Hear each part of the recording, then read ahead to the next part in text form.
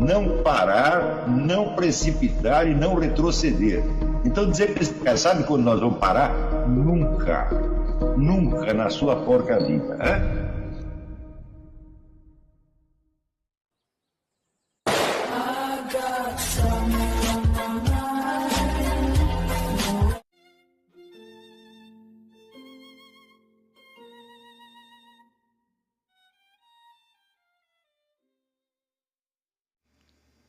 E aí pessoal, tranquilo?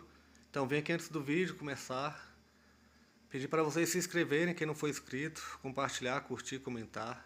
Quem puder seja membro do canal, que isso ajuda bastante. Tem também o link do Apoia-se. Quem puder ajudar nosso canal e apoiar financeiramente vai ser muito bem-vindo. Mas o mais importante é transmitir o conteúdo e os conhecimentos do professor Olavo de Carvalho para mais e mais brasileiros. Então compartilhe e ajude aí nossa causa. Muito obrigado a todos os membros, apoiadores do canal. Fico muito feliz. Tenho certeza que a gente está no caminho certo. Então fiquem com o vídeo e até mais. Valeu! Aprender, imitar e introjetar o vocabulário, os tiques e trejeitos mentais e verbais da escola de pensamento dominante na sua faculdade é, para o jovem estudante, um desafio colossal e o cartão de ingresso na comunidade dos seus maiores, os tão admirados professores. A aquisição dessa linguagem é tão dificultosa, apelando aos recursos mais sutis da memória, da imaginação, da habilidade cênica e da autopersuasão, que seria tolo concebê-la como uma simples conquista intelectual. Ela é, na verdade, um rito de passagem, uma transformação psicológica, a criação de um novo personagem, apoiado no qual o estudante se despirá dos últimos resíduos da sentimentalidade doméstica e ingressará no mundo adulto da participação social ativa. Quer dizer, aqui eu estou me reportando de maneira mais ou menos implícita ao que eu disse no Imbecil Juvenil. Quer dizer, você está se esforçando para se adaptar a uma comunidade a qual não se constitui somente de um corpo de conhecimentos, mas de um conjunto de hábitos, sentimentos compartilhados, expectativas, regras explícitas e implícitas de comportamento, etc, etc. Então é um processo muitíssimo complexo, porque acompanha, de certo modo, o desenvolvimento natural do indivíduo da adolescência para a idade madura, ou pelo menos para aquilo que ele imagina que é a idade madura. Então você adaptar-se ao ambiente da faculdade, depois de sair do colégio, representa para o aluno a conquista da maturidade, é onde ele vai se tornar um cidadão ativo, né? E perder então as últimas referências da autoridade materna e paterna e passar a ter uma outra autoridade que, curiosamente, ele não interpreta como autoridade, que é justamente a autoridade do meio social, né? A autoridade dos pares, né? A autoridade da patota. Tá certo? Então esta adaptação de fato uma mudança psicológica integral, na qual, como veremos, o elemento intelectual pesa muito pouco. É quase impossível que essa identificação profunda com o personagem aprendido não seja interpretada subjetivamente como uma concordância intelectual, ao ponto de que, no instante mesmo em que repete fielmente o discurso decorado, ou no máximo faz variações em torno dele, o neófito jura estar pensando com a própria cabeça e exercendo o pensamento crítico.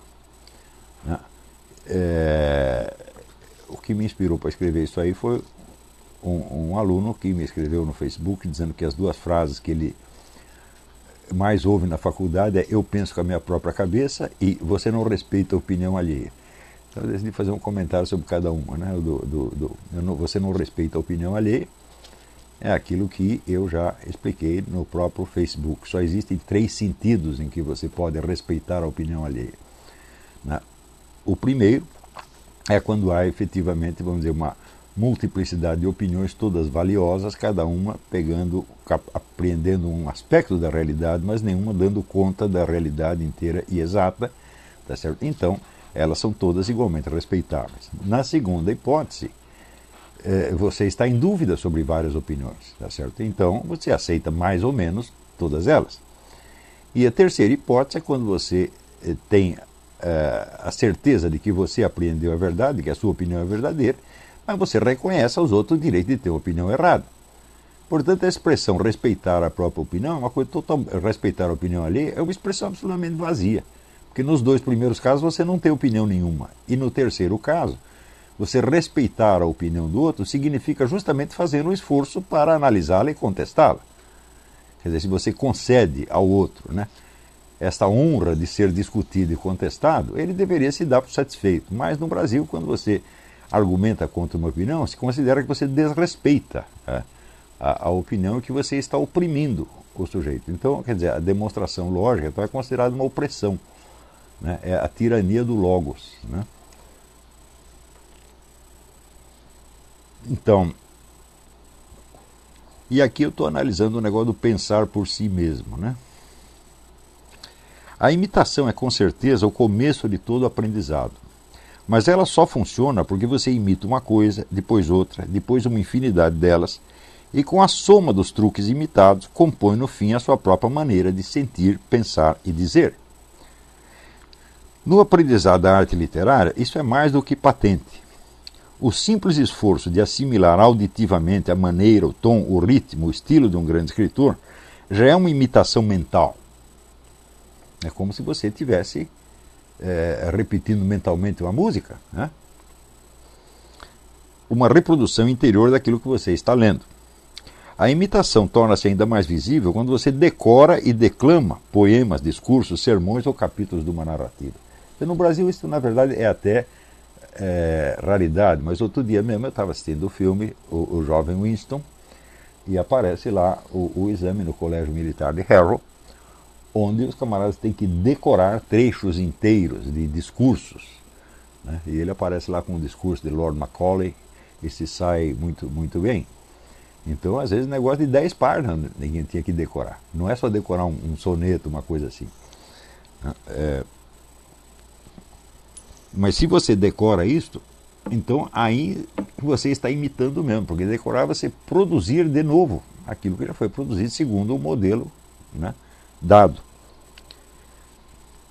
Porém, nas suas primeiras investidas na arte da escrita, é impossível que você não copie, adaptando-os às suas necessidades expressivas, os giros de linguagem que aprendeu em Machado de Assis, Eça de Queiroz, Camilo Castelo Branco, Balzac, Stendhal e não sei mais quantos. Esse exercício, se você é um escritor sério, continua pela vida afora. Quando conheci Herberto Salles, que Otto Maria Carpo julgava o escritor dotado de mais consciência artística já nascido neste país, ele estava sentado no saguão do Hotel Glória com um volume de Proust e um caderninho onde anotava cada solução expressiva encontrada pelo romancista para usá-la a seu modo quando precisasse. Já era um homem de 70 e tantos anos e ainda estava praticando as lições do velho Antoine Albalá. Eu estou me referindo aqui a um livro do Antoine Albalá, de 1901, que muitos escritores brasileiros usaram para o seu treinamento, chamado La formation du style par l'assimilation des auteurs. A formação do estilo pela assimilação dos autores. É assim, por acumulação e diversificação dos recursos aprendidos, que se forma, para e passo com a evolução natural da personalidade, o estilo pessoal que singulariza um escritor entre todos. T.S. Eliot ensinava que um escritor só é verdadeiramente grande quando nos seus escritos transparece, como em filigrana, toda a história da arte literária. Então daí que vem aquele negócio do Jorge Luis Borges. Para você entender um único livro, precisa ter lido muitos livros. Que está tudo repleto de alusões e citações veladas, né, e ecos de coisas lidas, e em suma, qualquer livro é uma participação num diálogo que vem ao longo dos tempos. Né? E principalmente se você pega os poemas do T.S. Eliot, você encontra ali Homero, Virgílio, Dante, né, ecoando de alguma maneira. Não que ele está repetindo, ao contrário, mas ele está dialogando com esses autores. E se você não sabe do que ele está falando e com quem ele está falando, você perde muito. Mais ainda nos escritos do Pound, que são declaradamente, propositadamente, um diálogo com a tradição, incluindo autores chineses, persas, etc. Uma montanha de autores. Em outros tipos de aprendizado, a imitação é ainda mais decisiva. Nas artes marciais e na ginástica, quantas vezes você não tem de repetir o gesto do seu instrutor até aprender a produzi-lo por si próprio? Na música, quantas performances magistrais o pianista não aprende de cor até produzir a sua própria? Nas ciências e na tecnologia, o manejo de equipamentos complexos nunca se aprende só em manuais de instrução. O aluno tem de ver e imitar o técnico mais experiente num processo de assimilação sutil que engloba em doses consideráveis a transmissão não verbal. Eu até dei uma aula sobre isso, baseado no livro do Theodore M. Porter, Trust in Numbers. Né? A confiança nos números, a busca da objetividade na ciência e na vida pública. Eu não lembro quando foi essa aula, mas eu considero esse livro muito importante. Ao ponto de que alguns teóricos da ciência dizem que a reprodução perfeita de um experimento científico é impossível, porque as variáveis pessoais no manejo dos instrumentos de medição são tantas que você nunca tem um controle perfeito do que está acontecendo.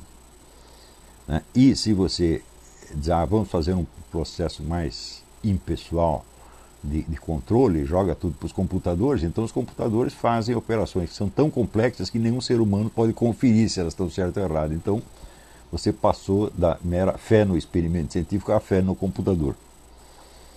Por que seria diferente na filosofia? Compreender uma filosofia não se resume nunca em ler as obras de um filósofo e julgá-las segundo uma reação imediata ou as opiniões de um professor. É impregnar-se de um modo de ver e pensar como se ele fosse o seu próprio. É olhar o mundo com os olhos do filósofo, com ampla simpatia e sem medo de contaminar-se dos seus possíveis erros. Veja, esses erros às vezes são muito importantes. Existem erros que são etapas decisivas na dialética da descoberta, na busca da verdade. Que se você não cometesse aquele erro naquele momento, você não ia conseguir, em seguida, entender o que entendeu, compreender o que compreendeu e descobrir o que descobriu. Tá certo? Então, esses erros não são absolutamente inúteis. A história da filosofia está repleta destes exemplos, tá certo?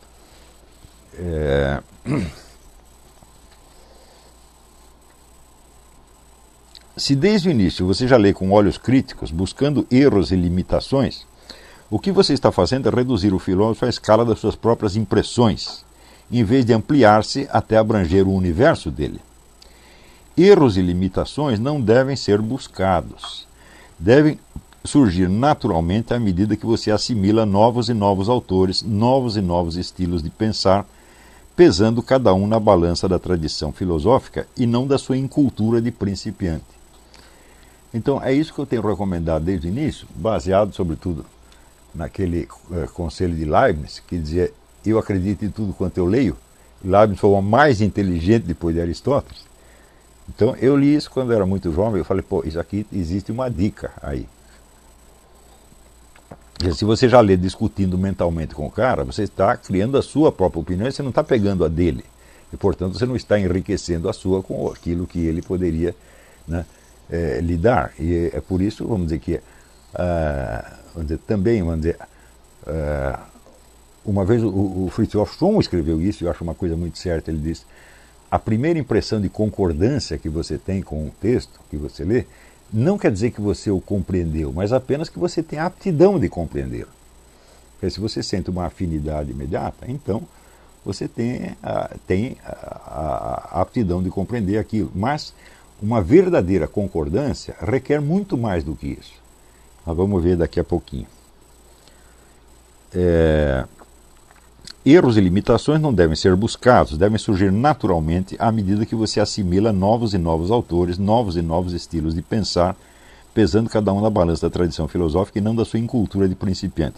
Note bem, não só da tradição filosófica, mas é quando você tenta pensar como o filósofo pensou e leva aquilo até suas últimas consequências, aí é que você percebe a limitação. Se você ler o meu livrinho sobre Descartes, você vai ver que eu fiz exatamente isso. Quer dizer, eu peguei o método que ele descrevia nas Meditações de Filosofia Primeira e falei, eu vou fazer o que ele fez, do jeito que ele deu a receita aqui. E daí chega um ponto em que o negócio esbarra numa dificuldade absolutamente intransponível. E daí você vê uma limitação. Não foi você que buscou.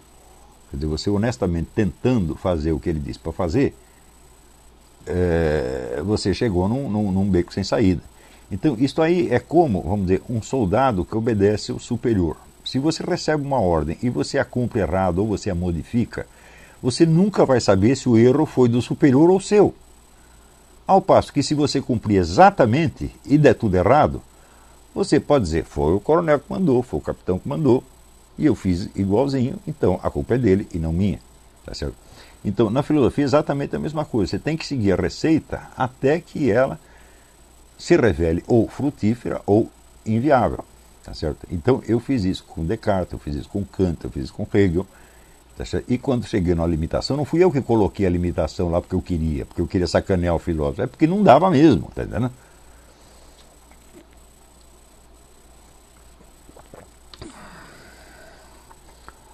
Não seria errado dizer que, entre outros critérios, um professor de filosofia deve ser julgado, sobretudo, pelo número e variedade dos autores das escolas de pensamento, das vias de conhecimento que abriu em leque para que seus estudantes as percorressem. E até aqui eu coloquei uma notinha. Digo isso com a consciência tranquila e deve haver cumprido esse dever. Vocês são testemunha disso. Que eu coloquei no ambiente mental brasileiro mais autores e livros importantes do que todas as faculdades de filosofia reunidas e somadas com os formadores de opinião na mídia. Até acho que tem até a lista, uma lista parcial, pelo menos na própria página do seminário. Isso é obrigação da gente. Agora, no Brasil, o sujeito leu alguma coisa, ele se coloca na frente do autor, onde ele tirou, e tenta dizer que foi ele mesmo que inventou. Né? É aquele negócio do Chico Anísio, gostou da piada, leva e diz que é sua. No Brasil todo mundo faz isso. Quer dizer, você esconde, em vez de você divulgar, falar, olha, eu estou explicando isso aqui para vocês, mas no livro tal tem uma explicação muito mais completa, muito mais sólida, etc. É obrigação sua fazer isso e não é vergonha nenhuma. Não é isso? Agora, no Brasil o pessoal parece que tem vergonha de fazer isso. Eu lembro que no tempo dele, o José Guilherme Melchior era criticado porque ele citava muitos livros. Eu digo, mas escuta, mas isso é obrigação dele. Ele é um professor universitário, ele tem que dizer, né, o máximo de fontes que ele usou para abrir o leque da discussão possível para todos os alunos e leitores. Ele estava apenas cumprindo a obrigação, mas no Brasil isso era interpretado como pedantismo. Quer dizer, para não... É o quê? Eles usavam a expressão terrorismo da erudição. Você tem aqui o terrorismo da lógica, quer dizer, você argumenta contra o cara, você está aterrorizando, ele está oprimindo o coitadinho. Se você cita as fontes, etc., é o terrorismo da erudição.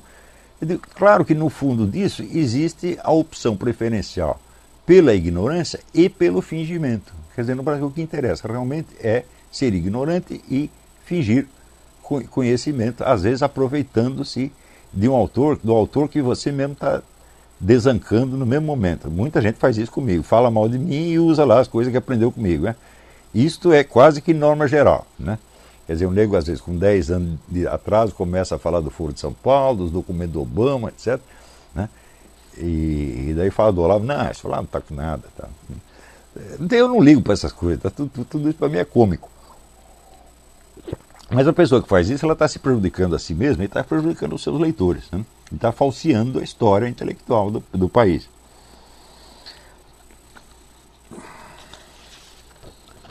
Não é preciso mais exemplos. Em todos esses casos, a imitação é o gatilho que põe em movimento o aprendizado. Bom, se vocês viram uma criança aprendendo a falar, né? É exatamente assim. Outro dia estava aqui o Jimmy, o filho do Alessandro, né? E olhou em os papelzinhos com cola que eu ponho para pegar inseto, ele olhou e falou, aqui tem um snake pequenininho e um spider grandão.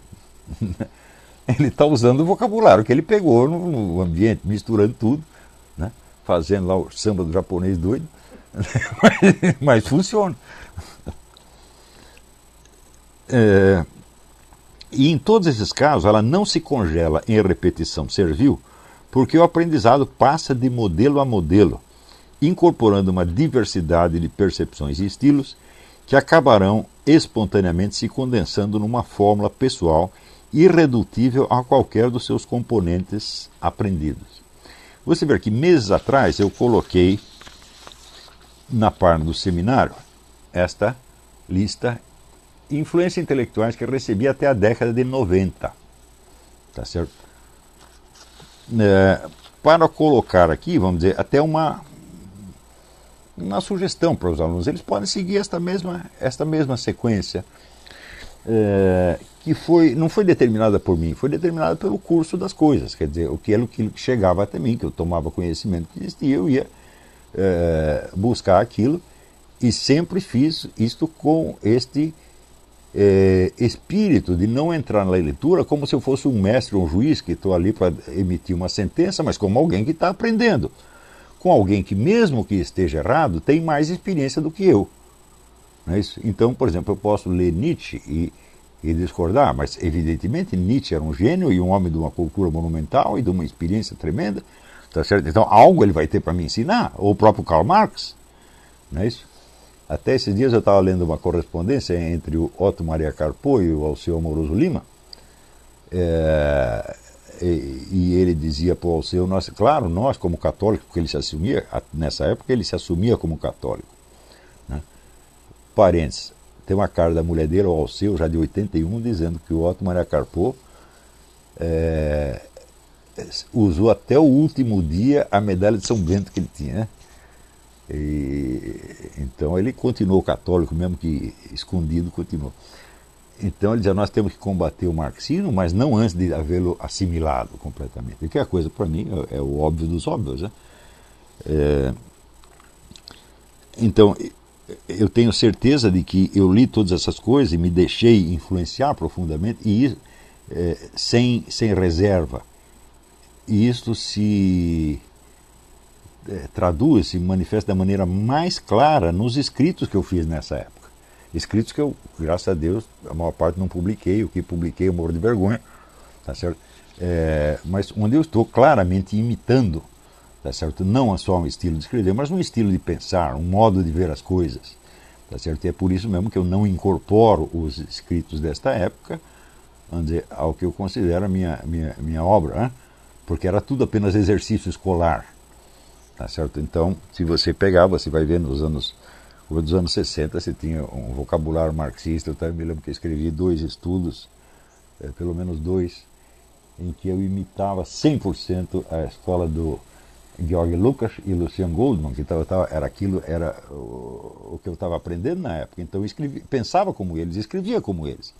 E graças a isso eu pude compreendê-los. Tá certo? E quando mais tarde eu cheguei a encontrar limitação, tá certo? E até os erros, não foi porque eu os buscasse, mas porque eu aprendi mais coisa e mais coisa e mais coisa que eles não sabiam, tá certo? Então daí você pode pesar uma coisa pela outra. Eu segui esse processo e deu muito certo, e eu recomendo enfaticamente. Você lê com inocência, tá certo? E esperar, de certo modo, que os autores se corrijam uns aos outros, sem você se meter na briga, tá certo? Então, tem lá essa lista, são 41 influências recebidas. Eu não tenho certeza de que a cronologia está muito certa, né?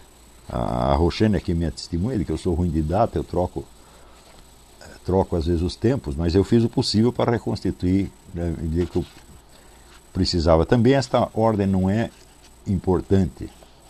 Né? Por exemplo, eu vejo aqueles escritos que eu produzi no tempo que eu estava ligado à Tariqa do Shuon, eu estava ali conscientemente imitando um modo de pensar e um modo de falar que era da escola tradicionalista. Tá certo? Então eu considero tudo isso exercícios escolares. Eu só considero que eu me tornei um autor a partir do episódio que eu contei para vocês, que eu estava fazendo a barba, eu olhei no espelho e disse, puxa vida, agora eu já estou um homenzinho. Agora eu já sei tudo a meu respeito. Então agora eu posso fazer alguma coisa, porque eu não sou mais problema para mim mesmo, tá entendendo? Então aí eu comecei a ter algum pouco de objetividade. Até lá não, eu estava só num longo aprendizado, que durou quase 30 anos, tá certo? Que não é vergonha nenhuma, porque Aristóteles passou 20 anos na academia platônica e nada do que ele produziu ali dentro se incorporou às suas obras, e nada disso determina a imagem que nós temos de Aristóteles. Quer dizer, o que nós sabemos de Aristóteles é o que ele produziu depois de 38, 40 anos. Tá certo? Eu fui até mais tarde ainda. Eu tinha, acho que 46 anos, quando publiquei, né, meu primeiro livro numa edição comercial. Antes fazia uns livrinhos assim só para aluno, né?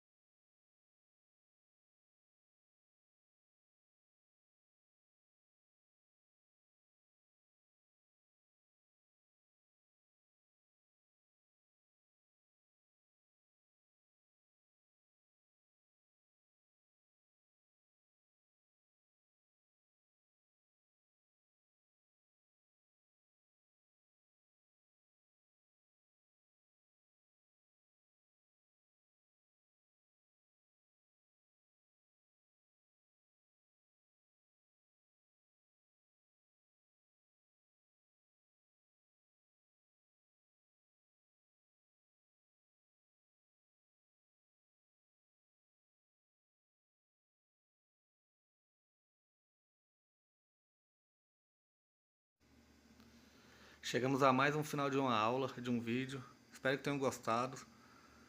Quem não se inscreveu ainda, se inscreva, compartilhe, comente. Ajude o nosso canal, apoie, seja membro.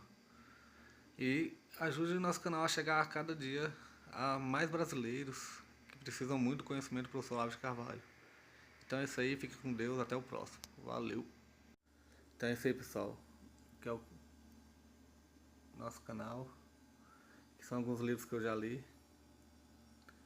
A maioria foi doação, mas alguns eu adquiri, professor Olavo de Carvalho. Alguns livros se perderam aí que eu emprestei. Professor Alexandre Costa.